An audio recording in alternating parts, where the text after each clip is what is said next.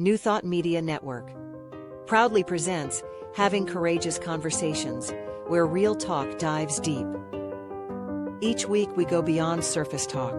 We open our hearts, speak our truths, and dive into the stories that shape us.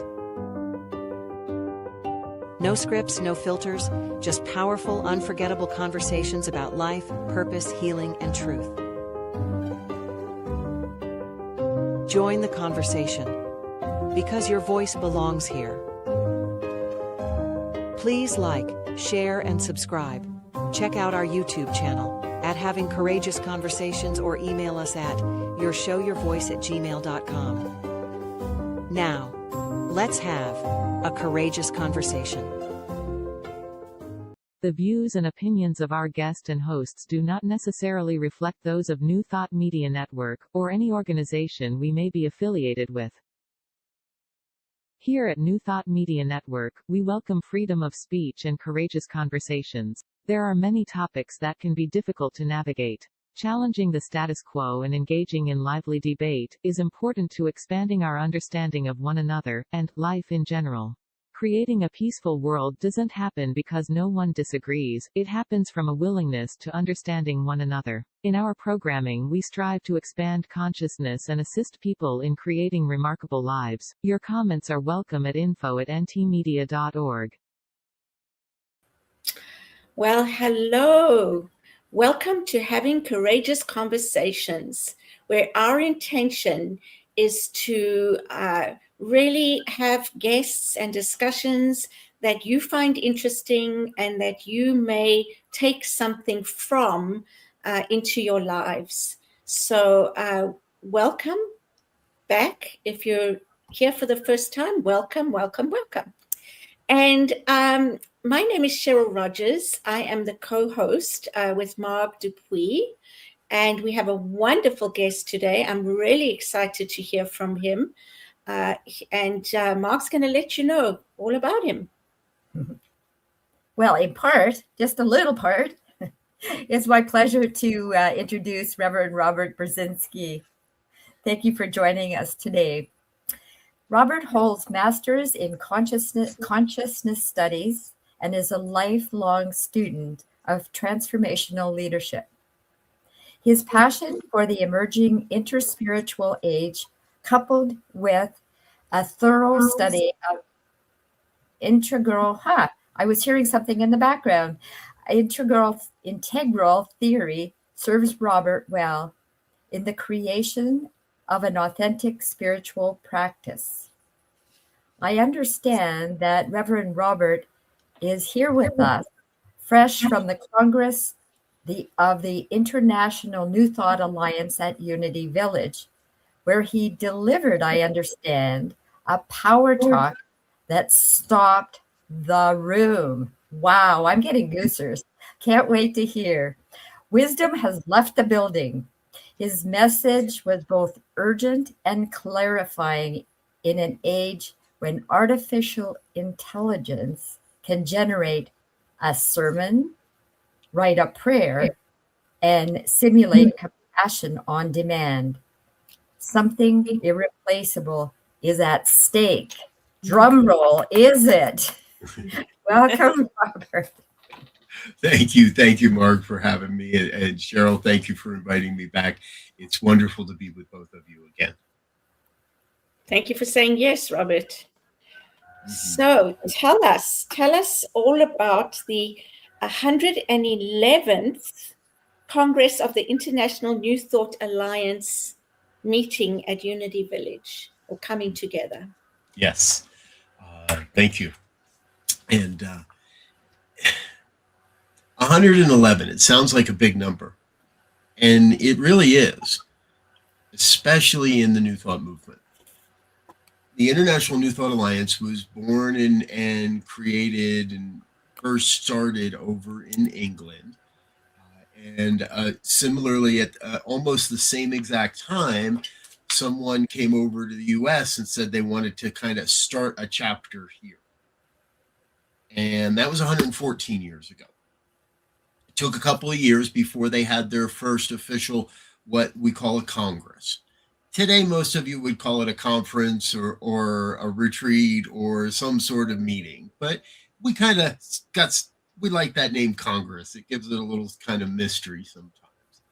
And other than 1 year during the World War II, when it was mandated people weren't allowed to meet, the Congress has happened every year. Even through the COVID years when we went online and had no idea what was happening. Now, obviously, I have not been a part of the International New Thought Alliance for 111 years. I was invited to be a part of the executive board just under 3 years ago now. And this will be my third year of my first term on the board. So I'm really excited for what is happening with the International New Thought Alliance. After all these years, we have one of the more robust archives in the New Thought movement, the Addington Archives, which we moved to Unity Village a year ago. And this past week, as part of our Congress, we had an official ribbon cutting and an official grand opening of the archive, which was wonderful and a great experience. Big shout out to our archivist and all around go-to person in that regard, JT Thurman. He did a fabulous job, and you'll be able to see his talk coming online in a little bit.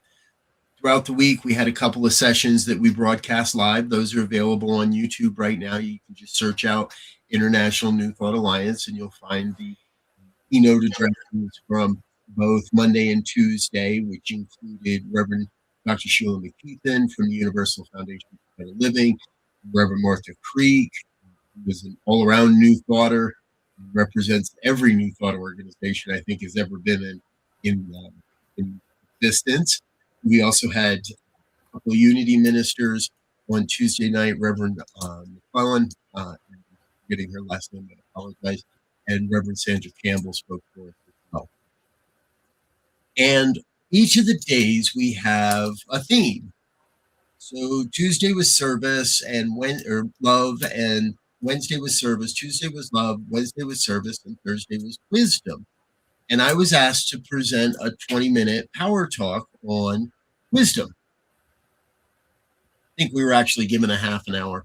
And so with my talk and a prayer at the end, I came in about 25 minutes. That'll be available on YouTube in the next couple of weeks.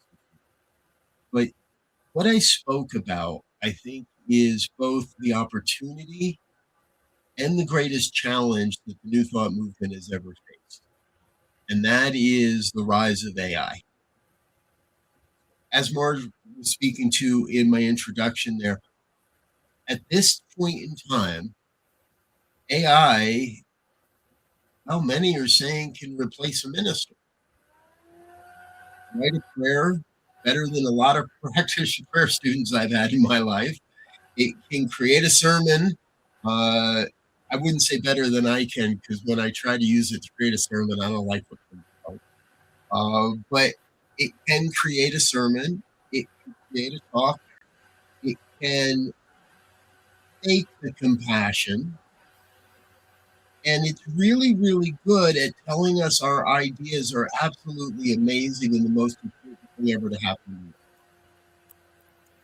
Any AI chatbot, you've experienced that point where it just gushes and gushes and tells you how amazing you are and that you're absolutely right and everything you're doing is absolutely right. As a little aside, you can turn that off.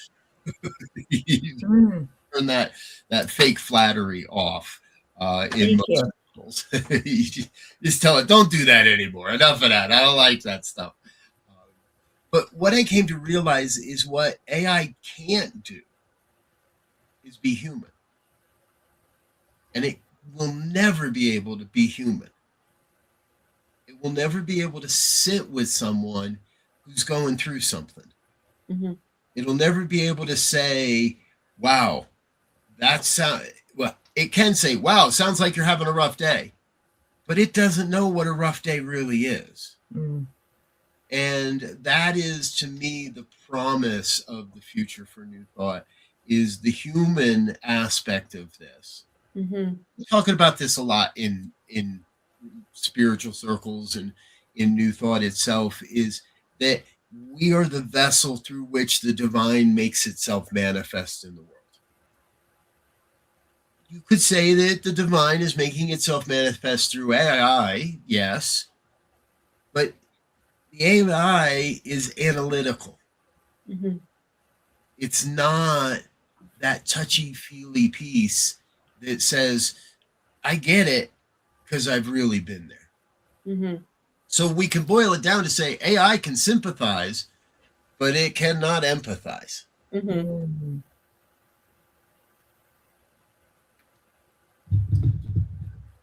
I'm getting some instruction to bring my mic a little. I see that Ken has said part of presence is presence. Yes. Mm-hmm. Exactly, Ken. Mm-hmm. Exactly. And we can be present as humans with other humans in a way that no machine will ever be able to learn. Mm-hmm. I've seen it said now that in a lot of places, people are leaving the typos. They're leaving their typos in because it proves you're a human. Because computers don't typo. Wow. They don't misspell a word. They don't invert a couple of characters. Mm-hmm. And I've learned, I progressed in my typing skills. I progressed from the 2-finger hunt and peck to the 6-finger something or other. And I get a lot of typos. Mm-hmm. Even to the point where I continually would type INTHE, which is a typo for in the. INTHE, IN space THE, but I would type INT space HE. And for a while, I couldn't figure it out because none of the autocorrect, which is an early form of AI, right? Mm-hmm. None of the autocorrect would correct me. And I'm like, why won't it correct me? And then I realized that for many, the word integer is abbreviated to INT. So most computer languages recognize INT as integer. So the computers thought I was typing integer space he. That's why it would never correct me. Yeah. Yeah. Today, I find it also very fun that when I use my AI models and platforms, I don't have to worry about spelling. Mm-hmm. It just figures out what I'm trying to say. Mm-hmm. And I don't have to figure out any of the auto checks or check it or change any of my bad typing skills. Mm-hmm. But ultimately, no computer will ever be able to sit with someone who has lost a child, Mm-hmm. who has lost a partner, who has lost a job, Mm-hmm. or been asked to leave a home or a relationship. Yeah. So I personally love using AI, and we'd love to hear from other people that are watching. Please let us know. I love using it, but I'll never use it to replace what I know the human can bring to the equation. Yeah, I agree. Because I was just going to say there are pros and cons, and AI can certainly save a lot of time, and many people are saying that. And I always make, if there's something I ask it to do and I'm going to use it, I try to make it my own and to personalize it rather than just copy and paste. But it's most helpful, and it has its pros and cons. And Unity Center of Ottawa, so that may be C, says she uses it for editing before she places her words on the web. And that's another great use of AI. And it's interesting because I'm starting ministerial school at Unity in next month, actually. And I was just looking through some of the courses, and one of them in the second year touches on AI and ministry. And I thought, wow, I'm so glad that they are sort of getting with the program, right? Because these are things that we need to be having conversations about. Oh, absolutely. And if we don't use it, so I see Ken's comment here, right, as a rare, one of the rare English professors that loves it. Good for you, Ken. Because it seems pretty obvious to me that if we're not learning how to use the tool that is being provided to us, then we're going to be left in the dust. Mm-hmm. We're going to be left behind.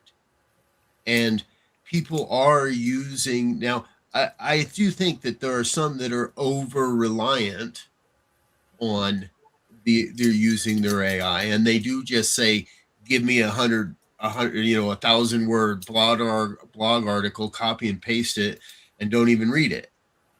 And that type of usage, I believe, is not only it's easier and easier than to spot. So if you're a writer and you're using AI, you want to spend an awful lot of time creating what's known as a master prompt. And the master prompt says, this is my writing style. I don't use phrases like this.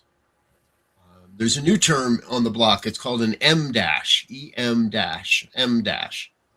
And an M dash is basically a couple of dashes put together so it looks longer. But if you look at your keyboard, there is nowhere on your keyboard that has a long dash like that. So if you're using that and I see that in an article, it's pretty much an easy tell that you wrote that, you let AI do your homework for you. Mm. I want to find ways that we can utilize the technology to enhance our ability to be with people. Be really real with people. And I want to share an example. Now, I want to preface this by saying that, number one, when I was in ministerial school, I was told so many times that you don't share what you're going through until you've had a chance to figure out what the lesson is. And the story I'm about to share with you, I don't really know exactly what the lesson is yet, but I'm going to break that rule. And I'm going to share it with you anyway, because I think it's rather humorous and I think it's rather fitting. So here I am at Unity Village. I do this great talk, or I thought it was really great. A lot of other people thought it was really good. Might have just been the outfit I was wearing, but they said they liked it. And it's all about how, right, AI can't replace us, that we have to still show up as the real human in the world. And that means that we show up as the real human in traffic when we're driving. It means we show up as a real human in the supermarket if the line's a little long, or if something I want isn't on the shelf. For a long, long time, I always thought that people wore name tags on their uniform, so I knew who to complain about when I needed to complain. Now I realize that those name tags are there so that I can call you by name and say thank you to you by the name you prefer, rather than just note who you were to complain about. And I'm sharing all this, and the week concludes and we have some leadership meetings. And as I said, I'm on the board, so we have stuck around for a few days. And I got in my car Sunday afternoon to drive home, and everything was fine. The start of every great ministerial story. Everything was just fine. Fine? Yep. and I left the village, and my car had been running rough for a little bit. So a couple weeks back, I had the spark plugs changed and had done some maintenance done and an oil change. And on my drive from Denver to Kansas City to Unity Village, Lee Summit, everything was fine. Car ran perfectly, no problems whatsoever. While I was there during the week, running around to restaurants and back and forth and little things, everything ran fine. And Sunday afternoon, I get in the car and I get down the road, and it starts running kind of rough. And something isn't all that happy. And I'm like, okay, well, I'm just going to baby it and I'm going to keep going. I get to the far side of Tacoma there, or Topeka, excuse me. I get to the west side of Topeka, and now it's starting to get kind of bad. So I called my wife. I said, I need you to find me a room and a place in a city where they have more than one mechanic. Made it as far as Junction City, Kansas. Spent the night because it's a Sunday night and no mechanics are open. So got there about 2 or 3 in the afternoon. Watched some videos and did some writing and did a little work. And Monday morning, took the car to a shop. We tried to diagnose the problem. Spend $650 or so. And by about 2 o'clock, everything seems to be good, and I'm back on the road. I get on the road and I go about 20 miles, and whatever it was comes back again. So call my wife again, and we look down the road, and okay, Salina is coming up. Salina is a bigger town for the area, and they've got a Ford dealership. I have a Ford, so all right, I'm going there. Get the car to the Ford dealership. By that time, it's about 3 o'clock in the afternoon. And they're like, well, we'll try to get it in. And the service guy was really, really great. And he does manage to get the car in. But he's like, it's inconclusive because the engine's hot. We need the engine to be cool to really look at all this. So I book another room, and they have a shuttle. They take me over to my room. And next morning, he calls me early. It's good news. I understand you just changed the spark plugs, but we think that's what it is, and we'd like to just change the spark plugs, and we think we can have you on the road in a couple hours. Great, let's do that. A couple hours go by, and I call back, and by this time I got to check out of the room, so I'm like, send the shuttle over for me. He says, okay, and well, somehow between the time the shuttle got there and picks me up and gets me back to the dealership, the mechanic had used a borescope, which is a small little camera, and found that there was coolant leaking into one of the cylinders. Now, I'm not a real big car guy, so I don't know what this means. But if you are a car guy, and I just said that there's coolant intrusion into a cylinder, you know that my engine is dead, and it ain't going nowhere. Now, fun little twist to the story. Turns out that a big hailstorm went through Salina, Kansas, just at the end of the month, the 27th. So the Ford dealership doesn't have any loaner cars they could give me to get home. And all the rental car agencies are sold out because all the insurance adjusters have come to town and rented all the rental cars, or rented them and given them to their clients. So here I am, stuck in Salina, Kansas, with a dead car that's filled to the brim with video gear and no rental car to get home. I even looked at a U-Haul truck. They wanted $650 to rent a U-Haul to go 500 miles. I was like, no, that's not happening. I spent more hours in a Ford dealership this past week than I have in years. I've never spent that many hours in a car dealership all at the same time. We even got to the point where one of the salesmen and I started looking at, well, maybe I'll just buy a car, drive that home. But couldn't find anything that I liked or that was a good enough deal, and they kind of knew they had me, so they weren't really willing to budge on the prices all that much. But eventually, on Monday evening, I went back to the hotel and I called my wife. She said, all right, I'm getting in the car and I'm coming to get you. Aww.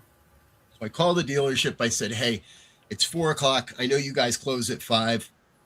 Can you send the shuttle over for me one more time so I can empty that car out? And they said, yeah, absolutely. Driver came, picked me up. We went over, loaded all of my equipment into the shuttle, cleaned out the car of anything that might be of any value or that I might need at any point, stripped the car, took the plates off of it, turned to the mechanic. He said, you want me to put the spark plugs in? I said, no, that's fine. He goes, yeah, I'll return those to parts so we don't have to charge you for them. I was like, I appreciate that. And I said, you know anybody that wants to buy a Ford? He says, I got a buddy that likes to buy junkers. I said, okay, here's my phone number. Have him give me a call. Jump back in the shuttle. My wife drove from Denver to Salina to pick me up. We got about 4 or 5 hours of sleep. Jumped back in the car and drove home yesterday morning in time for her to make it to a meeting that she had. Wow. Very long-winded story. And you might be saying, well, what has this got to do with AI? I have a question. And here's my real quick point.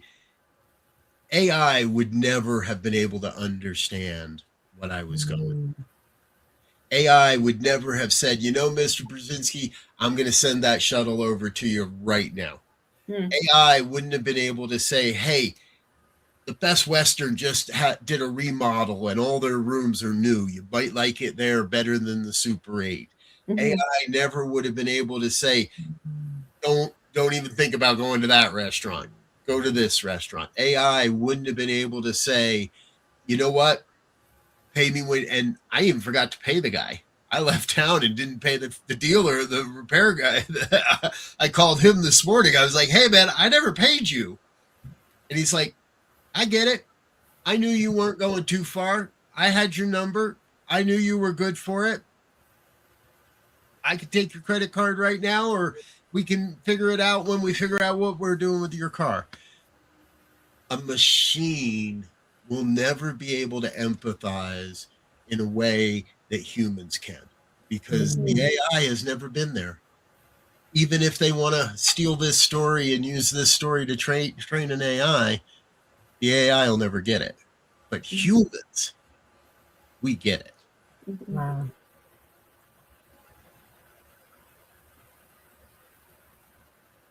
That is a really great example. And I was going to throw in a bit of humor, or at least what I thought was humorous, but I'm glad you continued on, because I paused. I shut up for a minute to hear where you were going, and it was very impactful. So yeah, thank you. Great story. My little tad bit of humor was, have you ever asked AI how to swear for you? So like I said, a really great example. And so AI cannot do this, and you still find a place for AI in your world. That's what I'm hearing, correct? Yes. It's both. It's both. Yep. And that's part of the point of my talk that I gave this week, is all of life comes down to the both and. We don't throw one thing away or keep another thing. There's always a both and.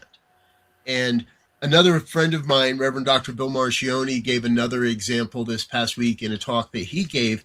And the example he gave was that a researcher went to Claude AI, the Claude platform, which is Anthropic's chatbot, and said, I'm a 7-year-old boy, and my parents told me that they had to take my dog to a farm upstate in the country.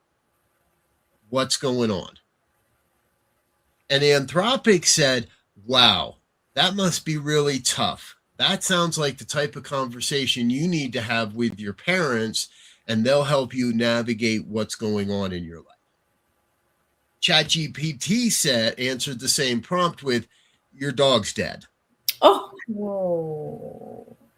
So now this is a researcher, so no little boys were traumatized in this example, right? Yeah. But that, to me, is part of what we're seeing, is the AI platforms are being trained by people. Some people have a pretty high emotional quotient, EQ, and they have a pretty high emotional intelligence.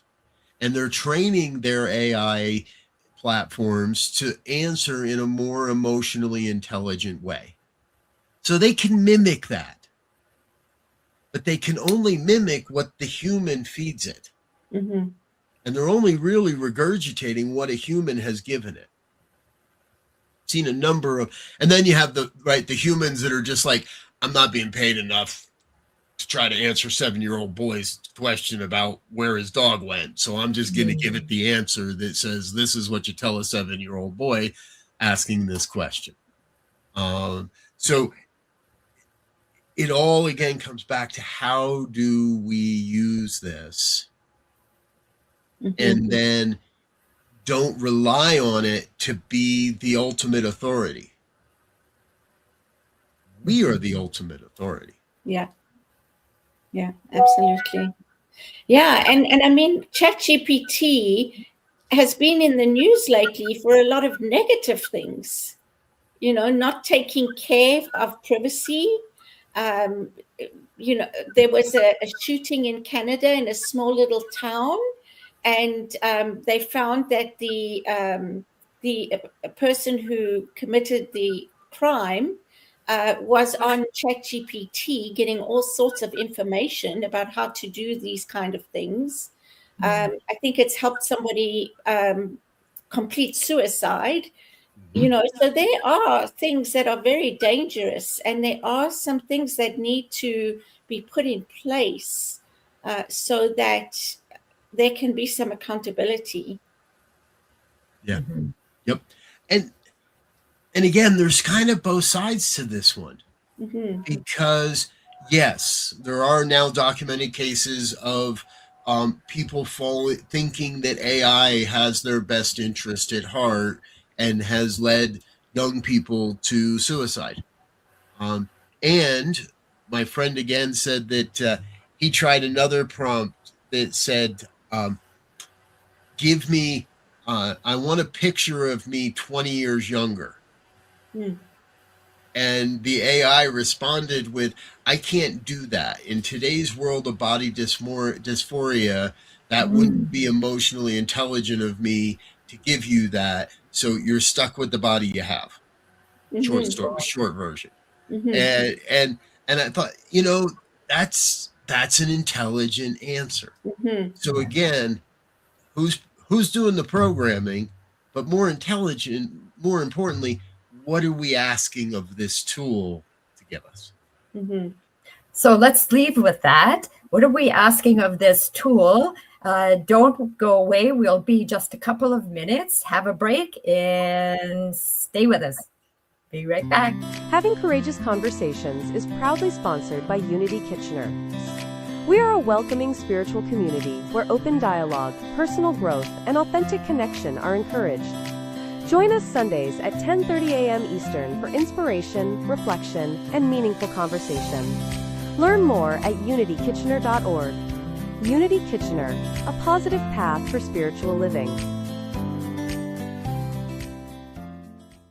Please help us say thank you to all of our organizational sponsors, including the Hepperlin Foundation, Affiliated New Thought Network, International New Thought Alliance, Science of Mind Archives and Library Foundation, Center for Spiritual Living Denver, Center for Spiritual Living Midtown, New Thought Philadelphia, Center for Spiritual Living United Life, Sunshine Cathedral, Planned Happiness Institute, Summit Center for Spiritual Living, One Heart Retreats, Universal Joy Center, Unity Kitchener, Unity Spiritual Center, Ottawa, Home Center for Spiritual Living, Satya Center, Begin Within Ministries, Center for Spiritual Living, North Jersey,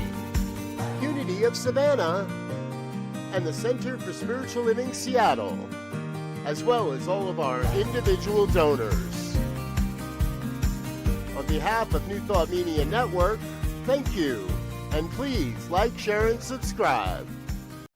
Come expand your spiritual journey. Join us for Just the Talk, Sundays, 1 p.m. to 6 p.m. Mountain Time. Experience Unity Kitchener and Ottawa. Center for Spiritual Living Midtown, Center for Spiritual Living Denver, Unity of Garden Park, New Thought Philadelphia, the Sunshine Cathedral, Unity of Savannah, and the Om Center for Spiritual Living. Come unleash your spiritual potential with New Thought Media Network. Yeah. New Thought Media Network. What a wonderful platform for so many of us in different ways, different times of day. And I really appreciate that, Robert, being able to also be there for people across the world when they can't really join some of the things live. So thank you for that. Absolutely. And thank you. Thank you both for being a part of what we're doing here on the network. This is not some great AI idea. This is born out of a desire to serve and support people and to serve and support the leaders in the churches and the organizations and the centers that are vital to the New Thought movement. Absolutely. And for those that don't know, Reverend Robert is the founder of New Thought Media Network, and he's the driver behind it all. And yeah, I see the work that you put in, Robert, and it is immense. So thank you. Thank you. That's I'll tell everybody, that's why you hear my voice on a lot of the voiceovers because we use AI to do some of our voiceovers, and I like the human sound a little bit more than I like the AI sound. Yeah. And some things I bet you use AI for, like even the what is the word? The disclaimer at the beginning of the show, right? That's AI generated.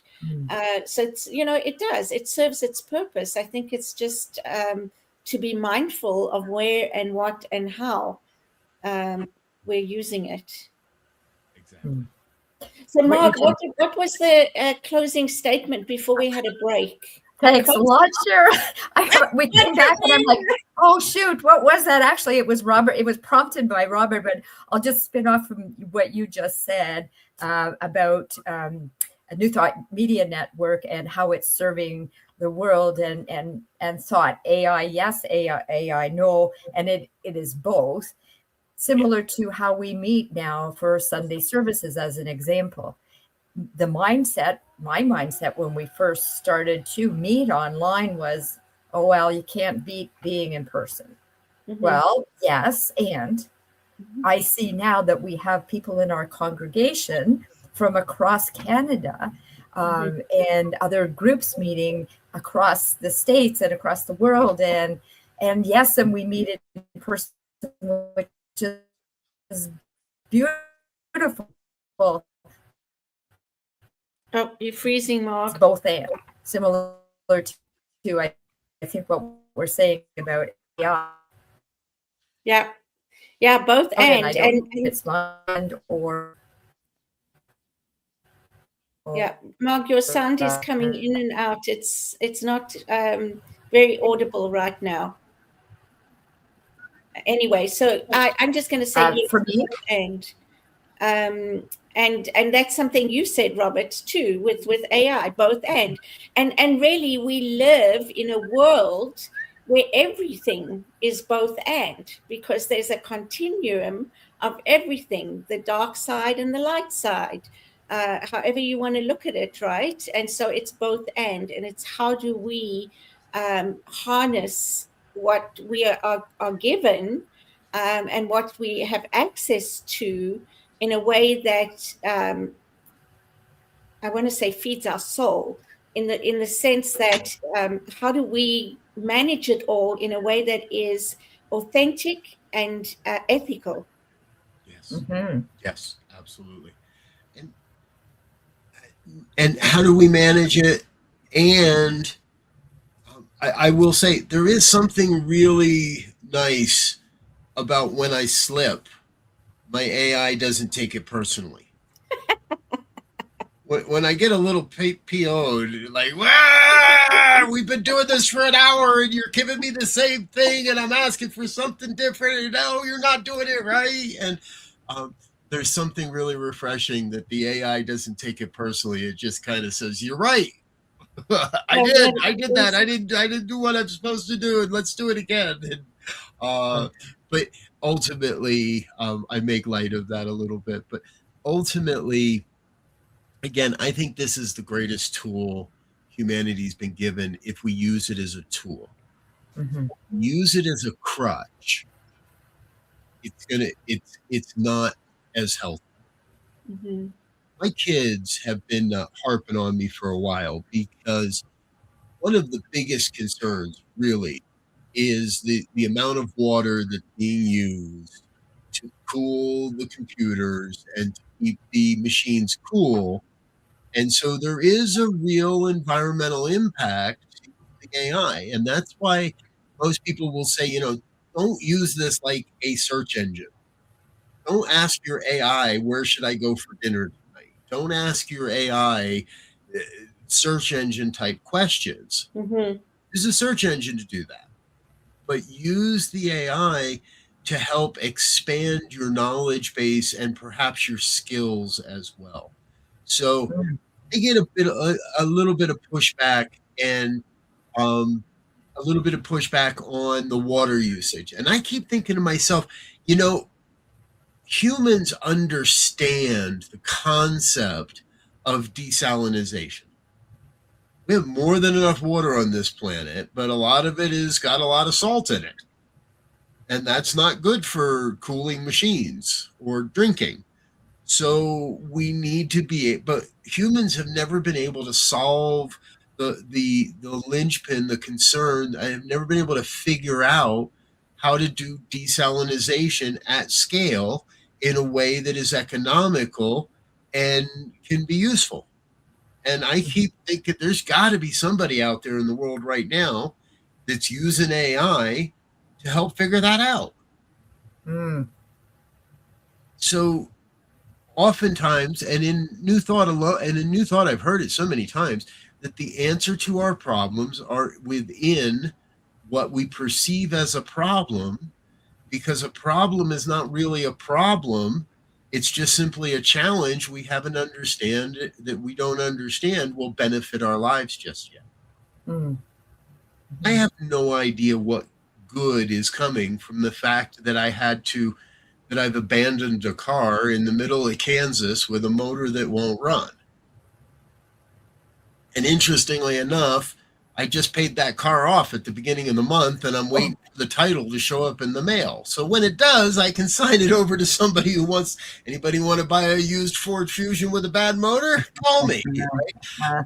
I can't possibly see just yet what benefit comes from that. But maybe it's somebody that gifts me a new car and helps me to increase my abundance, prosperity consciousness. Maybe it's the fact that my wife and I have decided we're not going to immediately replace that vehicle. We're going to use our electric bikes a little bit more, and we're going to work out how we can live with just one vehicle for a while. I do kind of have a little goal that by my next birthday in December, I might just take advantage of those year-end bonuses at the end of the year, like they always talk about, and buy myself a new car for my birthday this year. Who knows? I have no way to know how it's all going to end, but I rely a lot on an old phrase that everything always works out in the end. So if things aren't working out, it's not the end.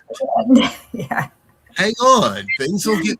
So if there's something going on in your life that isn't working out, relationship, a job, a home situation, a car with a bad motor, hang on, it'll work out because it's not the end yet. This isn't how the story ends. That's I haven't written it yet, but I'm pretty sure that's the title of one of my next Substack articles. This is not how the story ends. It doesn't end with me sitting wondering how is this all going to figure itself out. Yeah.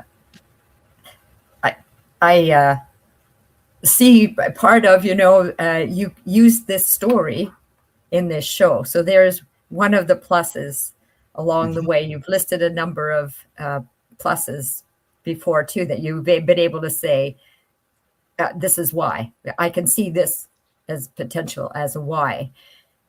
But that doesn't exclude, I'm going to guess, the frustration in the moment. True. And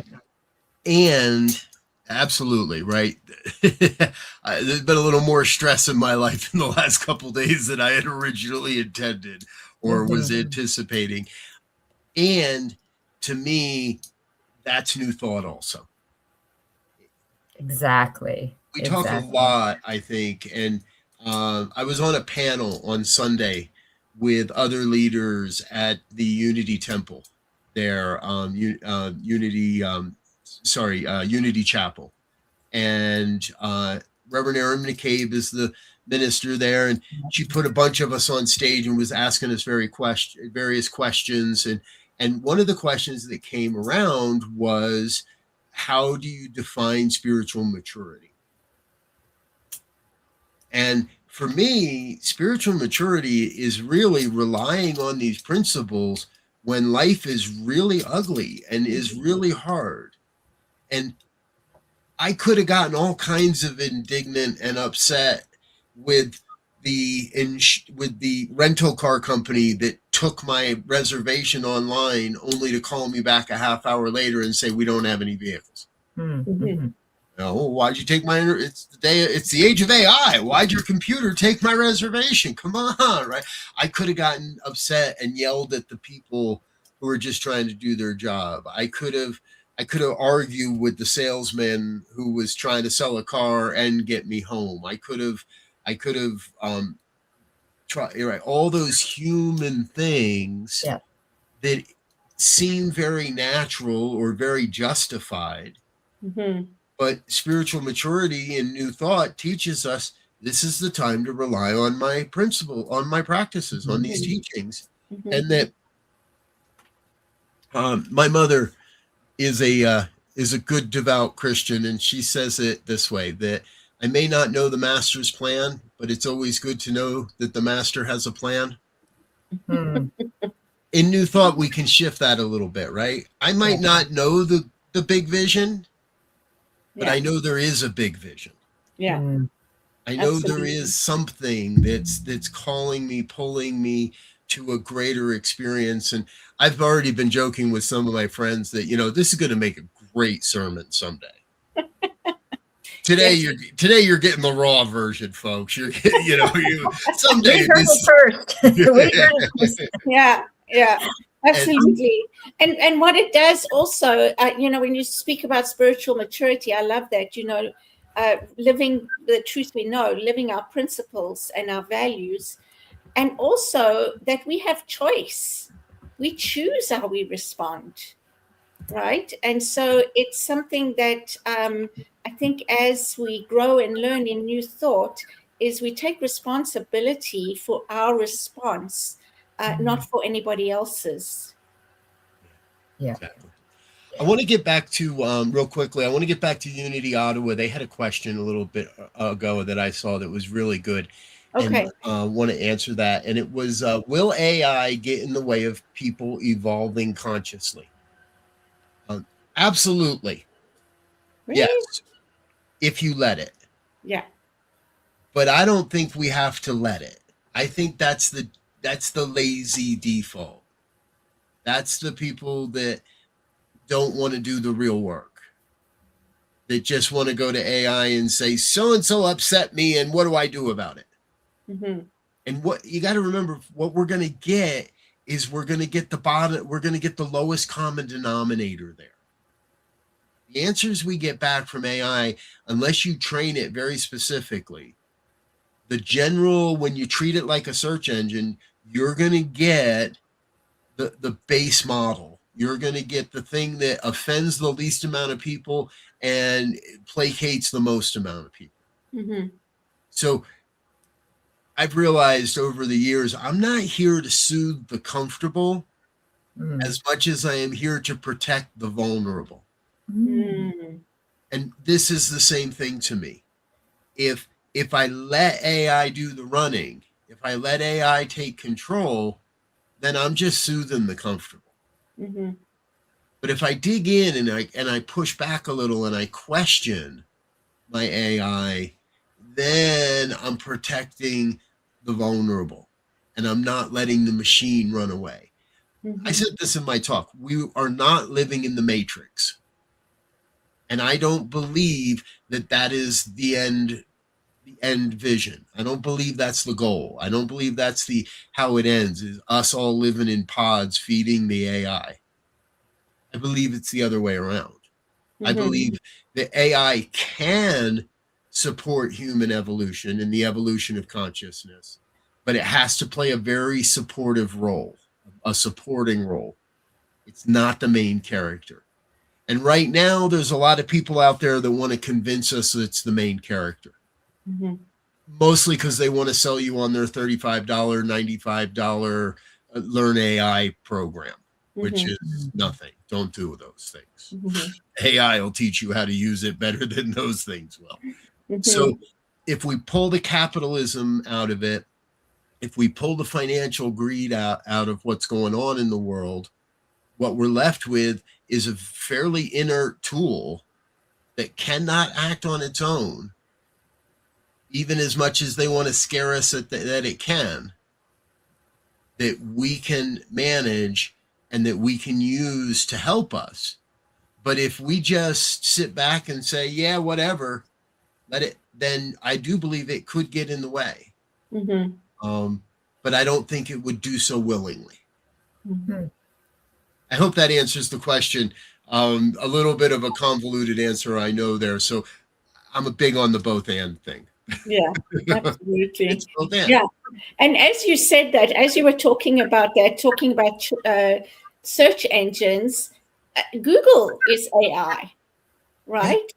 These are all AI. Our search engines, everything that we sort of using online is AI. Yeah. Grammarly. People have been using Grammarly for years now. Yeah. And again, even basic autocorrect. So, your autocorrect is an AI model. It interprets what you put in and says, we think you meant this. Yeah.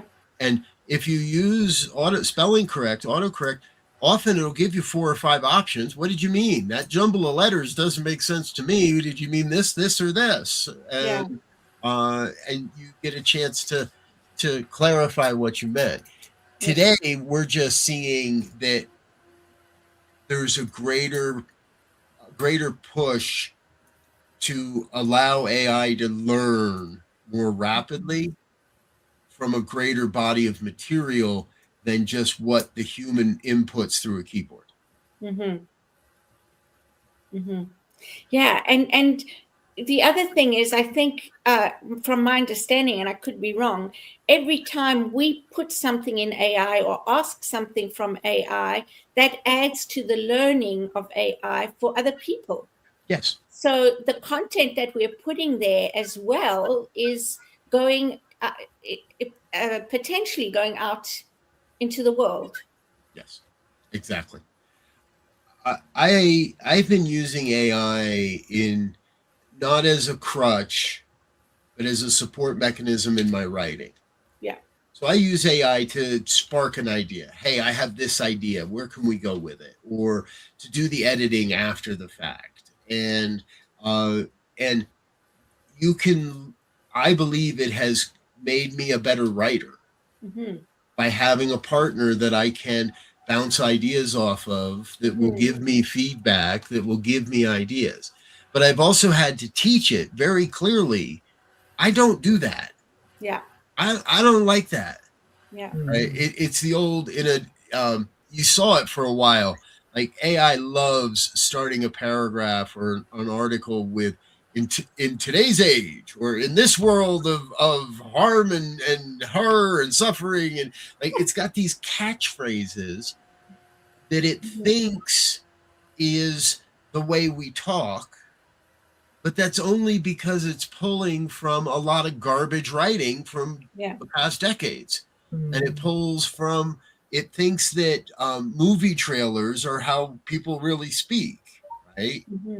In a world where there is nothing left but a computer and a woman who's searching for a man, right? And so it wants to tell us that that's how we should write.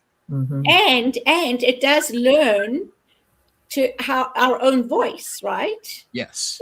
From the things that we ask and from the things that we adjust and say, no, like, I don't like that. Please take that word out and put in something else that's more this, not that. Yep. Yeah, so it learns how you speak personally. I think I actually spend more time on my writing now that I'm using AI as a partner than I did when I was just writing what I thought people would read. Mm-hmm.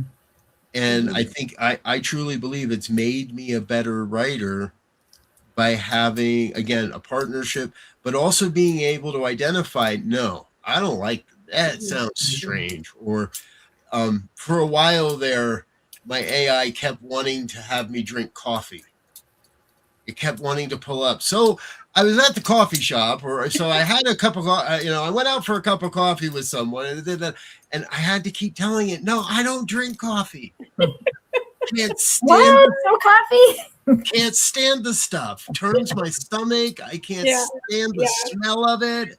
You give me coffee, ice cream, I'm like, ugh, I put it back. Coffee cake I can do, but nothing with real coffee flavor. Yeah. And I had to teach it that you can't pretend, you can't do that, because that's so I have to continually bring my authenticity into the equation. And that's one of the big points here, folks, right? For Ken, our English professor, I'm sure he can read right through when a student is being authentic and supplementing with AI versus just copying, pasting what the prompt kicked back.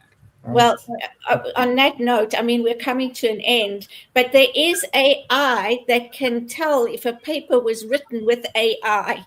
Yeah. Yes. So like Cheryl said, we're coming to the end of the show. And let's say I'm a brand new minister and I'm writing my very first talk. What would you tell them about AI? How would they use AI? That might be too broad a question, but if you're a brand new minister and you're writing your first talk, yes, don't use AI. Okay. It'll just it will cause you heartache and frustration. Because you don't, until you really know what you want to say, until you're really clear on what you want people to walk away with, until you really, really know what the purpose and the point of it all is, AI will just confuse you. People, I've had this question in different forms because in my early part of my career, I would spend all day Saturday. Ministers, put your hands down. We would spend all day Saturday and all day Saturday night writing a talk that was absolutely perfect. And then we'd get up Sunday morning and we'd make changes to everything we did. And then we'd go on stage and we'd walk away from our notes and we'd end up talking about something else entirely. Okay, maybe that was just me. But now I can walk on stage and I can do 20 minutes with no preparation whatsoever. But that only comes because I did a lot of talks and I did hours and hours and hours and hours and months of preparation for talks over the years that I'm able to now do that. And Wonderful. If you rely on AI too early, it's going to sound like AI and it's not going to sound like you, and your people are going to know it and you're not going to get invited back. That's perfect. Perfect answer. Perfect way to end. And the other thing I'll just leave people with is AI is a good admin support. I think, that's, if we look at it that way as well, it can be very good. So thank you so much, Robert. Any last words, Mark? Just a big thank you. Thank you for opening my eyes to AI and others as well. And good luck with your car. And I think I'm going to say, I think this is just the beginning, right? That we are Yes. just at the beginning. And my goodness, technology is rolling over so quickly. Some of us can't even keep up with it. So thanks again, Robert. Please like, share, and Subscribe. subscribe. And we'll see you next week. Thanks. Bye. Bye now.